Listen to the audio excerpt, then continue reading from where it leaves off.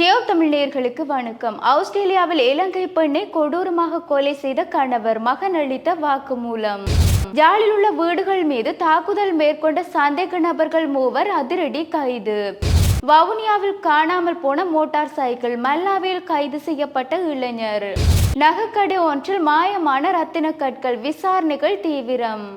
Australia Melbourne பகுதியில் உள்ள வீடொன்றில் வசித்து வந்த இலங்கை பெண் ஒருவர் அவருடைய கணவரினால் கொடூரமாக கொலை செய்யப்பட்ட சம்பவம் தொடர்பில் நீதிமன்றத்தில் குறித்த சந்தேக நபருடைய மகன் வாக்குமூலத்தினை அளித்துள்ளார்.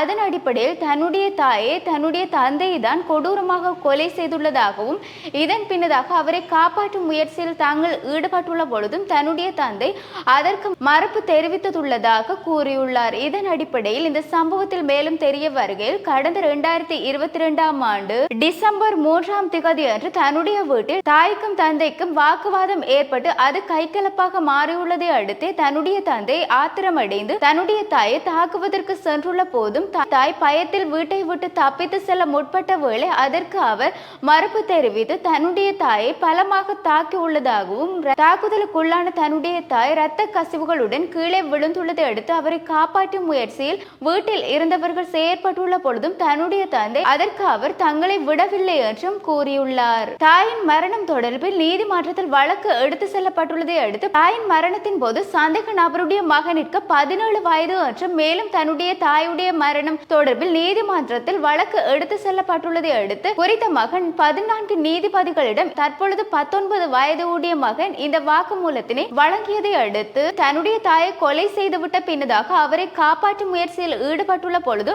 ஆம்புலன்ஸுக்கு போன் பண்ணிய பொழுதும் அதற்கு அவர் மறுப்பு தெரிவித்து அனைவரையும் வீட்டிற்குள்ளே அடைத்து வைத்திருந்ததாகவும் இது தொடர்பாக வெளியில் கதைத்து விட்டால் பெட்ரோல் ஊத்தி அனைவரையும் கொளுத்து விடுவதாக மிரட்டி உள்ளதாகவும் குறித்த இளைஞர் கூறியுள்ளார். இதன் அடிப்படையிலே விசாரணைகள் முன்னெடுத்து வருவதாகவும் தெரிவிக்கப்பட்டுள்ளது.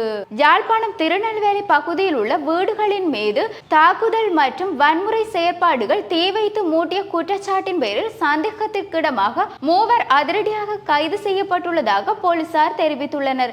என்னும் சம்பவத்தில் ஒருமுறை பகுதியை சேர்ந்த 21 வயது மதிக்கத்தக்க 3 இவ்வாறு ஜாழ் மாவட்ட குற்ற தடுப்பு பிரிவினரால் கைது செய்யப்பட்டுள்ளதாகவும் இது தொடர்பாக விசாரணைகள் முன்னெடுக்கப்பட்டிருந்த நிலையிலே இவர்கள் கைது செய்யப்பட்டுள்ளதாகவும் தெரிவிக்கப்பட்டுள்ளது. இவ்வாறு கைது செய்யப்பட்ட நபர்களிடமிருந்து 3 மோட்டார் சைக்கிள் மற்றும் 2 வாள் 4 பெட்ரோல் குண்டுகள் என்பன இருந்து மீட்கப்பட்டுள்ளதாகவும் மேலும் விசாரணைகளை மேற்கொண்ட போது வெளிநாட்டில் இருக்கின்ற நபர் ஒருவர் இலங்கையில் இருந்து இந்தியாவுக்கு தப்பித்து சென்ற நபர் ஒருவர் மூலமாகவே உள்நாட்டில் உள்ள நபர் ஒருவரிடம் பணம் வழங்கி இவ்வாறான செயற்பாடுகளை செய்வதற்கு தூண்டியுள்ளதாகவும் தெரிய வந்துள்ளது. என்னும் இந்த சம்பவம் தொடர்பில் விசாரணைகளை மேற்கொண்ட பின்னதாக சந்தேக நபர்கள் நீதிமன்றத்தில் ஆஜர்படுத்துவதற்கான நடவடிக்கைகளை போலீசார் மேற்கொண்டு வருவதாகவும் தெரிவித்துள்ளனர். வவுனியாவில் 2 மோட்டார் சைக்கிள் திருடப்பட்ட சம்பவம் தொடர்பில் சந்தேகத்திற்கிடமாக மல்லாவி பகுதியில் வைத்து இளைஞர் ஒருவர் கைது செய்யப்பட்டுள்ளதாக வவுனியா போலீசார் தெரிவித்துள்ளனர்.